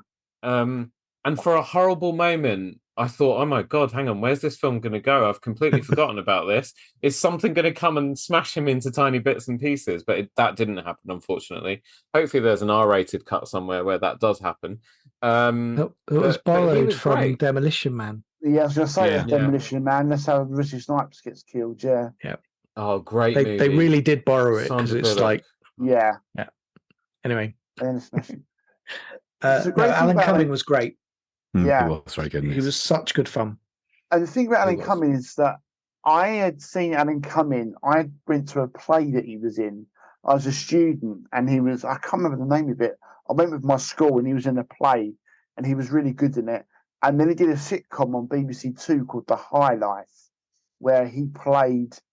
He was an air steward, and it's called that. And I'd only seen him in that, and I'd never seen him in yes, I a remember film. And so this was a complete departure for him as well. And he's really good, actually. He plays sort of slimy and nasty really well. Because I'd only seen him in nice roles. So I like in this. He's quite like he's completely not what Alan Cumming's like, which is great. He was good as a Nightcrawler in X-Men as well, wasn't he? He I was was very just good about as to say, Nightcrawler. yeah, He very, was, very yeah. good. Yeah, I can't remember that play he was in, but I saw it. But yeah, the rest, yeah, he was really good. So I like Alan Cumming, a really good character actor. Done lots of really good roles over the years, and yeah, he's really good in this. Yeah. It always takes me out slightly when they reuse an actor. So, Joe Don Baker was the villain in Living Daylights. In The Living Daylights. Yeah. Yeah, exactly. But I think he did a good job of separating himself from that previous role. So by the time, I really loved some of the quips, very Roger Moore-esque as well. So he's like, be careful, don't push any of the buttons in the car when he takes the BMW, and he's like, oh, I'm not going to do it. I'm just going to bob around for a bit in it. And Brosnan goes, yeah, exactly. Can I say just one unsung hero from this film? Mini Driver. Yes, stand by your man. She didn't actually sing it though. No, That wasn't her voice. No. But it was. Ironically, she's a singer. She's credited with the vocals at the end. She didn't. Yeah, she didn't sing it. Apparently, not her. Oh, that's no. She was paid £5,000, I think, for this, or $5,000 for the role, and but she was dubbed over, even though she is a trained singer herself. Yeah, so she's Brosnan's salary was $1.2 million. Wow, that's pretty good, really, for Bond at that time. To be fair, he was, carrying the franchise now. What we're talking about singing, should Robbie we talk Coltrane. about? Oh, gone. Yeah. We have to talk about Robbie Coltrane, the late great. Let's talk about him. Bless him. Yeah. He's just brilliant in anything. You're a wizard, Harry. What the BBK? I know. It's a great line. He was so pleased when you see archive interviews of him around that time. He was so pleased and so proud that he got to say that line. Yes. And he said it's like every British actor's dream. It's in our DNA to want to be in a Bond movie. And he was asked, he was like, do you think you should have ever been offered the role? And he very cheekily said, I think there's one Scotsman who's already done it, and it wouldn't be fair to him if there were two good-looking Scotsmen to play the role. So I'll leave that one to him. But he was absolutely great, and he was one of my favorite things about The World Is Not Enough when he came back for that one. It was very sad. The line is the line is Walter PPK 7.65 millimeter. Only 3 men I know use such a gun. I believe I've killed 2 of them. Lucky me. That's it, yeah. Love that. Great line. Here's a great line. What's he say about the whole scene? Does he say who's strangling the cat? Is that what he Yeah, says? that's it. Who's strangling the cat? He's strangling the Yeah, cat. that's He goes, it. And then my Robbie mistress. Coltrane basically goes to shoot his balls, and then shoots through the legs. yeah, And then- Tony and then he Kill. quickly changes. But That's again, it. it's the cadence of the way the characters deliver the dialogue, the actors, sorry, is just To be f- brilliant. I just thought it was such a well acted Bond film as well. It is. I have to say, more I'm talking about it now and like remembering scenes and that. The dialogue in this is actually really, really good. The script is excellent, actually, on this. If you think about it, Yeah. there's a lot of really good, memorable lines in it, and the performances. I talked about sort of Judi Dench and Brosnan in M's office and other stuff, and then coming. The script is actually really good on this, isn't it? There's some great dialogue and great bits in this as well. It's Yeah, actually really, no. really, really well written. Extremely. Yeah, no, it's good. Do you want to talk Clothing. about? Oh, we're going on to clothing. I think so. What were you? I was going to wanting talk about Tina Turner. GoldenEye. Oh God, yeah, flipping hell. GoldenEye. Yeah, because this is obviously, as everybody anyone who's still here, thank you. You deserve something. Send a self-addressed, a stamped They left addressed after the push envelope joke, in. Bobby. Sorry. Yeah, I'm not getting enough sponsorship at the moment, so you have to send a stamped self-addressed envelope in, and I will send you something. One of my Haribos. No, actually, I can't do that because they're finished. You finished them all. Yeah, exactly. Maybe the cork from my Chateauneuf de Pape bottle. Yep, that will do. Bobby's lips. What were we going to talk about? Oh, the song. GoldenEye. Tina. Yeah. Tina Turner. What a combination. One of the best title Bond songs ever. Yeah. Love it. One of my favourites. When it comes on in the car, like I Ding, just ding, put my ding. foot down a little bit. I love it. Written by Bono and The Edge. Yeah, it was. Yeah, and if you when you listen to the opening of that song, dun, dun, dun, dun, it's very U2. Great If you think intro. about the other soundtrack stuff Yeah. they've done, like from around the same sort of time, "Hold Me, Thrill Me, Kiss Me, Kill Me" from Batman Forever, Yeah. another brilliant song. But yeah, Mark, take it away while I go and kill my dog. Well, I mean, it's the great thing about the song. I mean, obviously Tina Turner is just wonderful. We all know that. It's a really great Bond song because it sounds like a traditional Bond song, but it sounds like up to date and modern as well. And like the music in it is brilliant. The way it starts, the intro is amazing. It goes ding ding ding ding. It's great. It's really bombastic. It's very, very Bond, but it also feels very modern. It feels like a song that Shirley Bassey could have done. James Masterson from Dot Music said, like most Bond themes, it tends towards the sweeping style of the early John Barry efforts, Yeah. yet still manages to retain its own identity. Yeah, and I think that's absolutely spot on. I think he's actually said it better than any of us could actually. I think he's just nailed it there. It's a great song because it's great melody to it. It's got a great chorus line as well, and Tina goes for it. It is a brilliant, brilliant Bond song, and it's what I need. I like for a new version of it as well. It's brilliant. Here's another fun fact as well: the music video for GoldenEye that we all watched on Top of the Pops before the film came out. Was directed by Jake Scott, Ridley Scott's son. Oh, was it really? Yeah, which is interesting. I mean, do you remember? The soundtrack was performed by Eric Serra. Yeah, the score was. Yeah, the score. Yeah, Eric Serra. He did it before David Arnold took over for Tomorrow Never Dies. Yeah.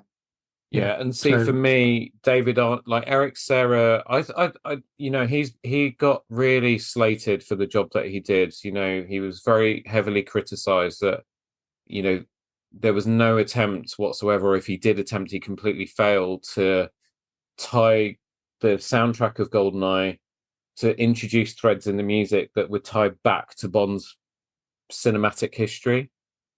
Which is something that David Arnold did so well. Yeah. Like I don't know, that guy is so talented. I mean, he basically brought Bond's soundtrack into the modern era, but with a very firm anchor in the past.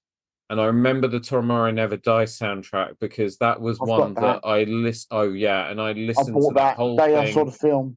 Yeah, Yeah, exactly. That whole sequence, when we're skipping forward a film now, but I've just got Yeah, to yeah, mention it. The yeah, Brent Cross car park BMW yeah. sequence. Oh, Yeah. Fantastic. just because Yeah. he hits he knows when to use that James Bond theme at exactly the right moment, and it's something I've been critical of previous films for in the past. You get the strands from the James Bond theme, like whether it's da da da da da da. It's using those strands at exactly the right moment in the action, and that's what Dave Arnold manages to do. And Eric Serra, unfortunately, I don't think did a great job either. I don't think it was a bad job, but it wasn't brilliant. Interesting fact: who remembers Ace of Base? Yeah, I do. Yeah. Nice. All that she wants, She wants isn't her is a drop of baby. gravy. Yeah, that one. Yeah. Yeah, so they actually had written the theme song for this film, um, but it was pulled at the last minute, and then obviously they went to the song with Bono and the Edge, Funny that. because the Ace of Base's label were worried that the film was going to bomb, and they were worried about the negative impact of that on their band. That Someone worked for did- them, didn't it? Yeah, someone did do the marketing strategy correctly. There we go. Yeah. Yeah, exactly. So Yeah, yeah, there we go. I didn't know that Dave Arnold had also scored Stargate, Independence Day, Godzilla, Little Britain, and Sherlock. That was quite a CV he's got there. I think I did Independence Day. Yeah. Did not know that. Interesting. So we're all agreed the soundtrack, the theme song was brilliant. Let's just quickly, I want to mention, maybe we'll do it this way. Let's just talk about favorite action set pieces, because there were many in this film, but I think between the four of us, we might all have a different one. For me, the one that always stands out in my mind is when Natalia and Bond escape. Natalia gets kidnapped and Bond goes after her in the tank in St. Petersburg. Yeah. That whole thing is ridiculous. It's over the top, but it gives me, again, one of my signature Brosnan moments that I will always love him for, which is the straightening of the tie. Yeah. Yeah, the adjusting of the tie before because he does it again in The World Is Not Enough on the boat on the Thames. But yeah, that for me, it was ridiculous. It was so well shot.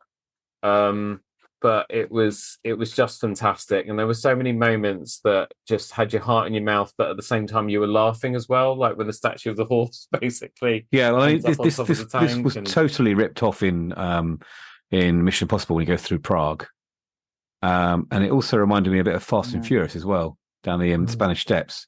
Yeah, in the most recent film. But I actually watched the little behind the scenes featurette about this scene, how they filmed it, because obviously a lot of it was filmed in Pinewood and using sets. But there's in the extras you get with the films, there's this great bit where they're talking about building up the the drinks lorry with all the drinks. With the Perrier water. Yeah, Perrier. Yeah. So if you get a chance to watch that making of, because they're like the filming of that scene is really fascinating, how they actually put it together and the work involved in making that work, being really exciting about it. Yeah. Here it goes. I was watching it now. It's just amazing because they're set up so clever, because they bring it in, they park it, and then obviously the next scene it's already pre-parked and ready. You've got Bond coming through before he hits the statue, and all the Perrier cans are bouncing off his head and stuff as he goes through on the tank. It's just brilliant. Such a great scene. Mark, favorite set piece? I'm trying to think of one that's not that one, which I can talk about as well. If it is that one, Mark, you can talk about that one. Well, no, it is that one. But actually, what I'll go for actually is when they actually steal GoldenEye, because I actually think some of the there's a great shot of the Bond girl's name. Sorry, I can't remember her name. Natalia. When she's escaping, when after on the top, and the other guy sort of kill everyone. There's a great shot actually when all the glass is shattering around her and she's in slow motion, like trying to escape. It is a really good shot. That scene's actually really good. I'll go for that. Just something different as well, but and something that's not got Bond in. And I'll cheat and I'll do another one. Actually, I quite like the scene between On the Top and Bond when they're in the sauna. that one's actually very, very funny and like well done when she's gets them on the thighs. He puts her on the burner, so he's like she has to get up so she's burnt. That's actually a very, very clever, playful fight when they're in the hotel as well. So, Mark, that scene there, Famke Janssen told Bond to properly shove her against the wall Really? to make this seem more authentic. And she said, "Don't worry, Pierce, the wall's padded." But it wasn't. And when he did, that's when he broke her rib for in real life. Okay. So that scene's pretty rough because it really is. Yeah, it's a great scene as well. So yeah, that is a great scene. So I'd probably go, for those two. I'll cheat and say those two are pretty good. You don't need your gun commander. Oh, that depends on your definition of safe sex. Oh yes, Great it's a scene. great line as well. Yeah, see, Yeah. there's so many then great lines in this. And then when he shoves her off him, and no, no more he's telling her off. foreplay. Yeah, no more foreplay. Yeah, I like just- that. It's got great It has lines so in the much film. fun to it, doesn't it? Yeah, It just it's really good. film. there's so many great lines, and it genuinely is just enjoying itself. Yeah. Yeah. I think the action scene that isn't those two that comes to mind for me is when they're actually put in the helicopter, Yeah. and then the missiles come out. Yeah. Because again, they actually have this real peril. It's not just made up. It's like, oh, okay, now there's stakes. I've got to solve something. There's time, and again, I think that's what makes it so good. Is it's that mix of humor but then real action scenes that are great. Like you've got to have that, and this film had it both, so it was good. Yeah, it's the time peril in that scene reminded me of some dialogue from later in the film when Trevelyan is telling Bond, as his master plan is about to come to fruition, in 16 minutes and 54 seconds. No, in 16 minutes and 53 seconds. And I just thought to myself, this could have gone a very different way. We could have had a 16 minute and 53 seconds. In 16 minutes and 53. No. In 16 minutes and 52 seconds. No. See, that's 16 going into the realms of Austin Powers now, isn't it? Let's be honest. Yeah. Brilliant. Okay. At the third beep, the time, according to Accurist, will be. Oh my god, who remembers that? And if like my dad ever caught me dialing 123 for the speaking clock, I'd get my ear clipped because apparently that cost a fortune. Yeah, I remember that. Yeah, exactly. I used to do that when I 4p. was younger. Yeah. I don't think it's a talking clock. So, John. Yes. Hello. Hello. You always make notes on. I should be doing this, but you do it, so I don't bother doing it anymore. But you always make notes on the outfits, and you always pick like a suit or two that you like the look of, and then you ask me about it. So, did you observe anything that sort of took your fancy and that you added to your imaginary armoire? I have to confess, I didn't do it for this film actually. Oh, that's that segment over then. So Moving on. I think that's your job. I did start writing notes, but I enjoyed it so much I just stopped and watched it, which is saying quite a lot, really. And will affect my rating at the end of the podcast. Mark, bear that in mind. We're going to be rating this out of 10. Right. I mean, I could give you a comment on the clothing if you'd like. Yeah, go for it. Someone has to. So I remember really loving Bond's tie. I think it's the one he wears when he gets to Russia, I think. And when I first started working, like I got my first job in about 97, so probably a couple of years after this, there was like a James Bond website you could buy stuff from the films or the clothes. And I was like, I love that James Bond tie. I'm going to go and buy that. And it was like an £80 tie. And at the time, I just couldn't afford that. So I was just like, no, I won't be buying that as well. But I saved up for it about 3 months and then finally got it as well. And then the first time that I wore it out for dinner or drinks when I was out, it was pure silk. And I absolutely ruined it as well. The first night I was out. Still curry on it, mate. Yeah. Yeah, it was like curry or something over it. Completely unwearable after that. And I'd saved up for it as well. And yeah. So Bobby, in the first sort of third of the film, you've got Bond wearing a tux at the casino. You've got the Ferrari race, at the beginning with the Aston Martin, where he's scaring that intern. And he's wearing kind of a casual dark navy jacket and a dark blue shirt without a tie. So I think that's casual Bond wear. And then I think he moves on to his sort of trademark grey grey suit with the white tie, which Bond's famous for in a lot of his sequences. And he wears that for quite a lot. When he meets M, he's wearing what looks like a sort of a very, very faint grey plaid with a lovely. Is the tie you're thinking of, Mark? Is it like a blue tie with pink spots? Yes, it is. Yeah. Yes.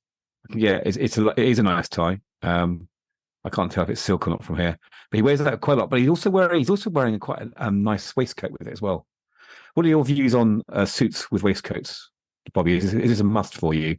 I Or always does it wear depend on the three-piece. occasion? No, Sorry? I always wear three-piece. Always. I think Mark's actually seen me in the real world in the way that I would normally dress for my day I job. have. Yes. And always in a waistcoat. Even if I'm like today, I was wearing jeans actually in my combat boots because I was a bit more grungy today, just because the weather and also I couldn't be bothered. But then, there's a reel on Instagram if you want to go check it out. I did a "What I'm Wearing Today" reel, my first one. And there's also a guest appearance by a Skip Lorry. So I was wearing like a sort of blue tweed waistcoat with matching jacket, shirt and tie always, and then I was wearing my jeans and my grungy boots and my flat cap. But I always wear three-piece. I just think it just looks it gives you more presence. It makes me feel a bit slimmer as well. Yeah, I mean, not that I'm in bad shape, but still. And especially in this day and age. It's not hard because it's so mixed in the way that people dress, and people are dressing more casual. Well, I was going to say, I'll say it. People are dressing more in the gutter than actually making an effort. Well, no, I think I'm banging my mic here in agreement here. I think you're right, Bobby. We've where I work currently, we're having discussions with governors, the parents, and the staff about whether the children in our school need to carry on wearing ties. Yes. And this is a tricky one, obviously, because I work in a private school, so a lot of the parents see it as a tradition. But a lot of people now in the workplace, less people are wearing suits and ties. I think this might be a hangover from working from home. I don't know. But I when we had this discussion, I did think of you, Bobby, and how that's affecting you in this kind of general view towards suits and so on. For instance, when Bond meets Wade in Russia for the first time and sees that terrible car he's got to drive in, he's wearing like a winter overcoat as well. And I love those. Now, I have not been able to wear mine in the last couple of years because I put quite a lot of weight on. But I was delighted to discover, trying it on again recently, yesterday, in fact, it fits me perfectly. And I think I've lost weight because of my cycling. So overcoats as well, I presume that's something you do. Yeah, long coats. Absolutely, with a ton of them. Because they are timeless and they always look good. Whatever you wear, as long as you're wearing something smart, I think. I mean, you can even wear a t-shirt and look good, can't you? Really? Yeah, I mean, post-pandemic, we had our best year last year ever and it was my best year in my 21-year career. And this year, we're on course to smash last year. So from a people aren't buying smart clothing anymore point of view, absolute nonsense. Because it's just shifted a bit. So the suit is coming back in the workplace because particularly senior people are fed up of trying to work the smart casual thing out, because smart casual is more complicated. You can't wear the same thing every single day, otherwise you look like a loser. But also you need to dress according to the weather, you need to, seasons, all of that stuff. It's more complicated. So we're finding a lot of guys are coming in and I'm saying, oh, right, we've got some more great smart casual ideas to continue expanding that. And they're like, no, I want a grey suit, I want a blue suit, I'm not going to wear ties. Get me like 5 shirts, 1 pink, 2 white, 2 blue. It's just much easier. I can't deal with this nonsense anymore. Well, then you can mix and match, can't you, as well? Yeah, but then on the opposite end of it, the casual business for us is doing really well because people need help with it. And I think with men, if you don't get help with it, we can end up dressing casual very badly. Yeah. And what I talk to people about is that, don't think just because I'm a tailor, I want you to buy suits. That is not the case at all. What I want is for people that work with me to it doesn't matter whether they're dressed casually, smart casual, whatever, just look like you thought for 5 seconds about what you put on before you left the front door, so that you look competent, you look like someone who actually is a considered person, so that when you're pitching for work or you're in a situation where you're being assessed or whatever, you actually look like you care about what you're doing. Because I don't know about you guys, but anyone who's providing a service to me, whether it's I don't know, I don't have a financial advisor, I'm not rich for that, but if I did, or an accountant or my bank manager or whatever, I at least want them to look like they give a shit, not, I'm someone feeling who looks like they personally just rolled out offended of- at the moment. This is all aimed at me, right? So you fucking should be. No, not at all. No, but then it depends on what Bobby, you do for a living, Alex. Bobby, I'm I still yeah. think I do sport on Sundays, but I've moved to a different timetable where I do less sport. So on the days where I am not doing sport, I wear a smart clothes. And you may have seen an Instagram post recently. I got caught by the advertiser on Instagram and bought a pair of rather interesting shoes. You may have seen them. Yes. They're a bit gimmicky, but the kids at school love them, and so they're very, very smart brown tan shoes. But they have these kind of unique bright blue soles and bright blue laces, and but they look very, very nice with a shirt and tie and trousers. It's a point where these are 21st century kids. I heard someone behind me say just under their breath, "Mr. Evans looks so cool," and that was all. That was for kids who are care less about shirt and tie and trousers. That I thought was really interesting, and I think it wasn't because they were kind of unique looking shoes. It was more about just someone taking care of their presentation compared to someone who maybe is just a bit. I think that's the other reason why that set piece in St. Petersburg with the tank and everything. Yeah. I just love it so much because the lead up to before he gets in the tank is a lot of running around because they're trying to escape and they're getting shot at and so on. And then he jumps out the window, but he's doing it all in full suit, shirt and tie. Yeah. And he and that is Bond for me. That is what it's all about. And I think we are moving back we're coming into a phase now where guys do have the opportunity to dress smart, whether it's getting dressed for a black tie event or they're putting a suit and shirt and maybe a tie on for work. They're starting to appreciate it more than back maybe pre-pandemic, where the suit had just become a bit of a uniform. It was something you throw on every day. Now clients are sort of, I wear a suit 2 days a week, but in those 2 days a week, I feel like a superhero kind of thing, I have to confess with Bond, though, about for Bobby, that scanning through and looking at his outfits, I have to confess, I'm not sure Brosnan in this film. I don't think he has his suit. He's got 2 or 3 different suits, but I feel like that they're for him they're pretty generic. They don't stand out as clearly as some of the other films that we've seen. And I wonder if that improves in the next few films. We have to watch them again and find out. Like if you think about some of the outfits that Daniel Craig wears and how we all want to wear them, whereas I think the suits he wore had a bit. No, we're going to talk about that in future episodes. Okay, we will. But Daniel Craig started off well in Casino Royale with Brioni, but as soon as they moved to Tom Ford in Quantum of Solace, we know that. It just got progressively worse because it just it's the yellow hot pants shorts he wore. But Brosnan, watch out when he receives, and Mark will back me up on this, the outfit Brosnan wears and the coat he wears when he meets Q at the airport to pick up the 7 series in the next film. Yeah, okay. We'll watch that for the next one. So you are going to be like, I want that outfit and I want that coat. Yeah. I wanted that as well. And it's so exactly. Good. So look, guys, we've been going on for a while. Again, listeners, anyone who's still here, you get 2 Haribos if you send in a paid envelope with your address on it to me. We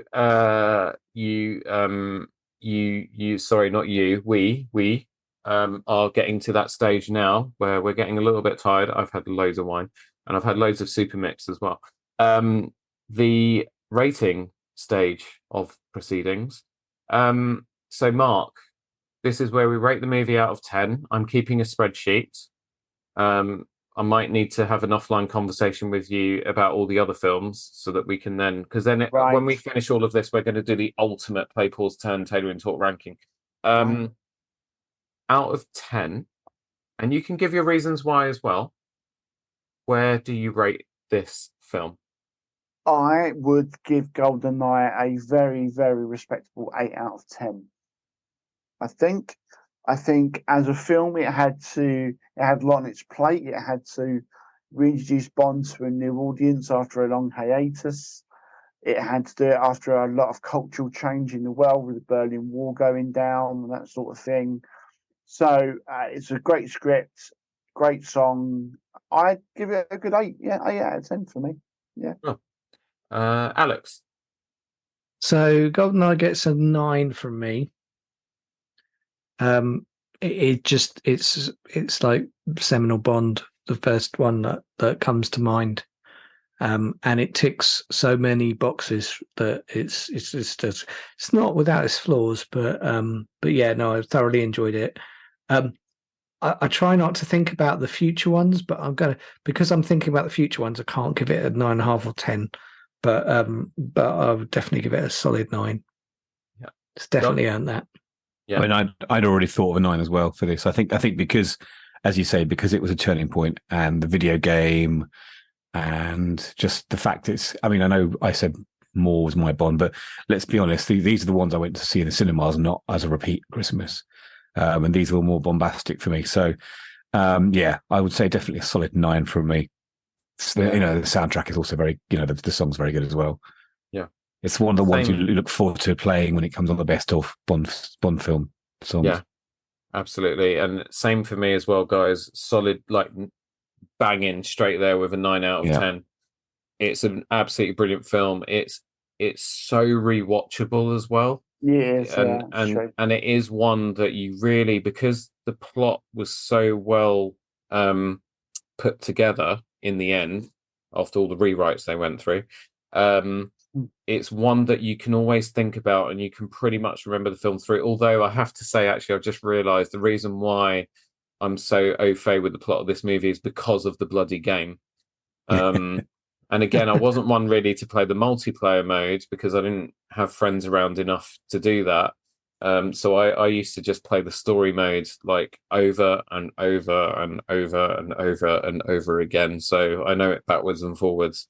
But yeah, absolutely brilliant. My first movie on DVD, the first Bond film that I ever saw in the cinema. I was obsessed with that Z3. It just looks so good on my Windows 3.11 wallpaper. Isabella Scorupco, Brosnan, I just love him. I think he's fabulous. I think both as Bond, but also I think generally as a human being as well. He seems like the kind of person I just want to hang out with all the time. And the game, and the sound, not the soundtrack, but the Tina Turner U2 combo for the title song, it's just great. So yeah, 9 out of 10. It's a bit congested up in that top bit for me, you and John, Alex, isn't it? Because we've got Moonraker up there, we've got The Spy Who Loved Me up there. You're going to be picking apart my numbering, aren't you? You're going to be like, is this really not as good as Thunderball? And we're going to have that conversation later. No, but it's fine because I think once you have your ranking, you might end up with like there's however many Bond films, right, 20 or whatever. You might end up with like one at number 1, which still for me is From Russia with Love, and then you might end up with number 2, but with like 3 or 4 films in that second position, and that's fine. Who cares at the end of the day? No one's listening to this. Can I just say one last thing? If that's all right. Of course you can, Mark. Which is my usual bugbear, and that's trailers. So there is this thing now in trailers which show everything. And, oh God, yeah. And what I don't understand, okay, with how they cut trailers. I know it was 20 odd years ago.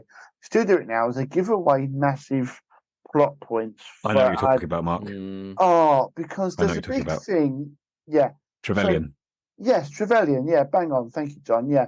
So obviously he dies at the start, right? And then the big surprise halfway through the film is that he comes back and he is it? What's the Yanis. Yanis, yeah. So he's the surprise. Okay. Now, all right. If you're semi know who Sean Bean is, and most people did. Yanis is Greek for John, don't you? Yeah. and you Yeah. know that he's gonna, and you know it's Sean Bean. All right, he's not gonna just be in it like for one scene or just at the start. Everyone probably knows he's gonna come back at some point. But why you show him as the bad guy in the trailers, I do not know, because it just completely undercuts the surprise of when he's killed at the start or killed at the start. There were a lot So, of people upset about that at the time, yeah, I remember. it's unbelievable. I So wasn't stupid. upset about it, and I'll tell you why. I didn't see any of the trailers for this film. Oh, good. Well, you're The only thing I saw of this was I downloaded the wallpaper that had the sort of GoldenEye, Brosnan's face and maybe the BMW kind of in the middle. And that was that, and it was a black background. I need to find that wallpaper, actually. I think I'm going to stick that as my wallpaper for the month of November. And my only exposure marketing-wise to this film was the poster where you just saw Brosnan's eye and the front of the PPK, and it said, there is no substitute. Yeah. 007. It didn't even say GoldenEye on it. It just said 007. Yeah. And that for me was like, I can't wait for this film. And then I was just, because my imagination, as you guys know, runs wild. I was just making, and with the song, because obviously the song was out in the charts, I think just before the movie came out. But with that as well, I was just able to make up a whole Bond movie in my head. And that was that. So yeah, so for me, when the Janice moment came and it was revealed to be Alex, I was like, oh my God, he's not dead. There's also helps that I had no idea who Sean Bean was at that time. No, I used to watch Sharp, so yeah.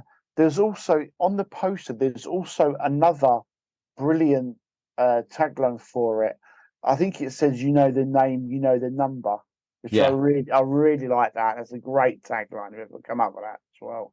Yeah, that was also on Xenia's hand at the casino table, wasn't it?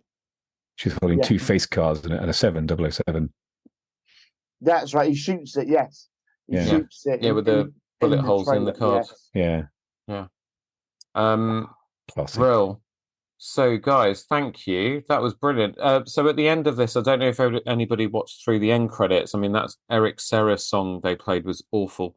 No, I had to switch it off. It was dire. Yeah, I had to fast forward to the end credits. I'm not going to pretend that I martyred myself. But this is also the first Bond film, I think, that says James Bond will return, but they don't say in what.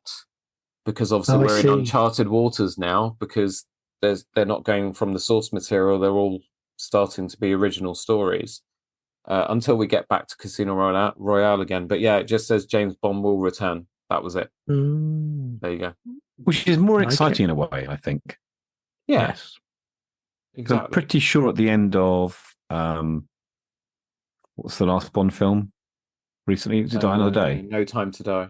No Time to Die. They said that he would return at the end of that as well, which is kind of funny when you think what happened to the other film. Yeah. That kind of ruined the moment for me, because we were sitting there all sort of somber and tears in our eyes. Shall we just briefly discuss why he will return, Bobby?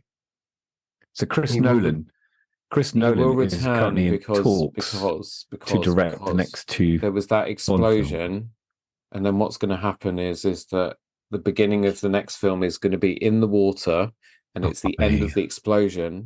Bobby, and then we see the back of Bond, and then his shirt burns off, but his skin is not affected, and he turns around with a big hairy chest, and it's Henry Cavill, because Superman was 007 the whole freaking time, man. Well, we know that Chris Nolan has been in talks to direct two new Bond movies, and they're going to be set in the 50s. I'm not happy about that.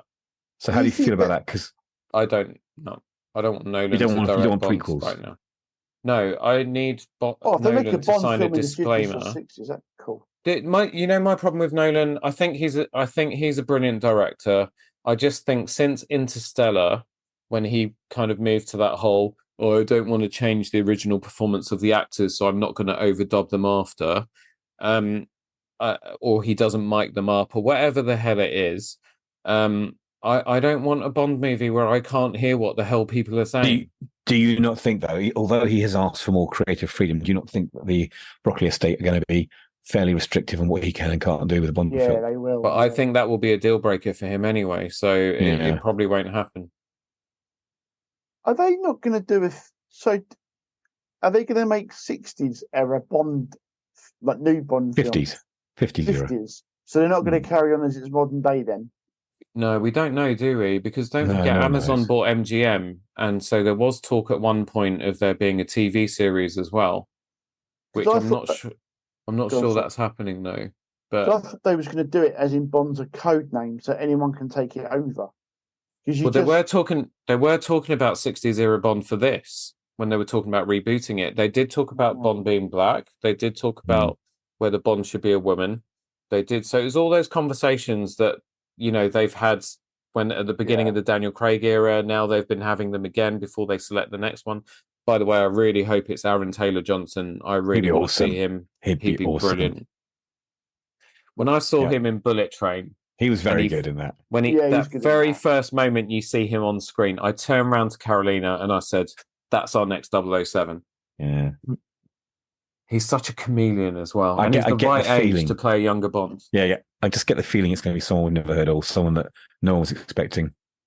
Anyway, I think perhaps maybe we need to carry on this speculation when we've got to that film, perhaps. We will, yeah. And we'll probably have some more news by the time we record for Tomorrow Never Dies, because that is what we're going to be talking about next.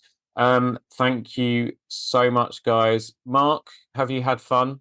I've had a great time. Thank you very much for having me. Oh, you're welcome. You can come back.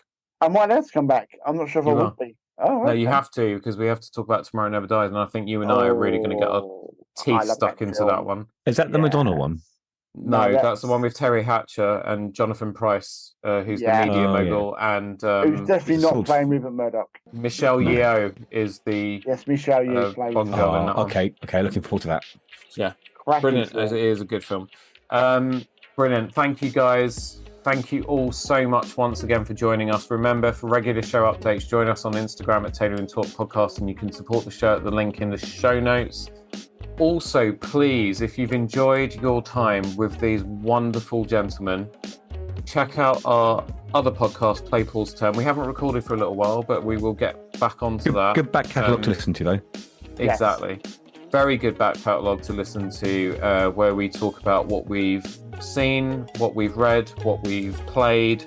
It's brilliant, and we're also joined on some of those episodes by Alex's wonderful wife, who has had little cameos here and there in the Bondathon, Amy. We miss her very much, and can't wait to see her again soon. You can also help massively by reviewing us and giving a rating if your podcast listening app allows, and please do the same if you do check out Play Pause Turn. We will return to review Tomorrow Never Dies, and until then, take care of each other, and we'll see you on the next 007 episode of Tailoring Talk. Bye-bye. Bye-bye. Bye. Bye-bye. Oh, God, you did it on time this time. Thank you, guys. I was going to say, this is also the first film that Amy's dad worked for. He's actually got a GoldenEye crew jacket somewhere. Oh, that's cool. Is he in the credit? What did he do? Podcast. How did you save that until afterwards? What did he do?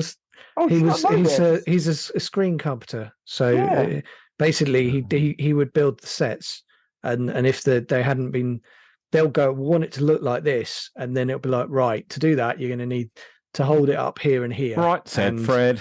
All that kind of stuff. So he's been a carpenter by trade for years. Wow. For TV and film.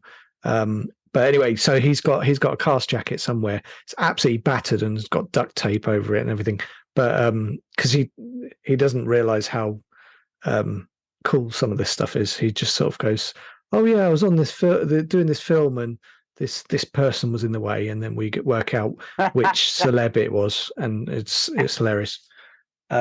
Anyway, so yeah, just a little claim to fame for Amy's dad there. Yeah. Does he want to stick it in at the end? Does he want to sell that jacket to me? No, probably not. He's probably had it for like 40 years, 30 years. He probably won't. The film's only like 28 years old, so... Yeah, but the amount of time he's worn it. That's fine. There's dry cleaners. I'll find out. We'll talk about that. Anyone who's still listening at this point, because this will make it into the extra bit at the end, who wants to put a bid in, also send a paid self-addressed envelope to Alex with your sealed bid for his father-in-law's crew We'll see jacket what we from can GoldenEye. do. Mm. Exactly. He'd earn a bob or two if someone paid him. So we'll have to see. There we go. The Arthur Daly of podcast. Thank you all so much for staying for this long. You're all wonderful and we Arthur love you very Daly of much. And podcast. we'll see you soon. The next episode will be a regular Tailoring Talks episode. It will be much shorter. Bye-bye.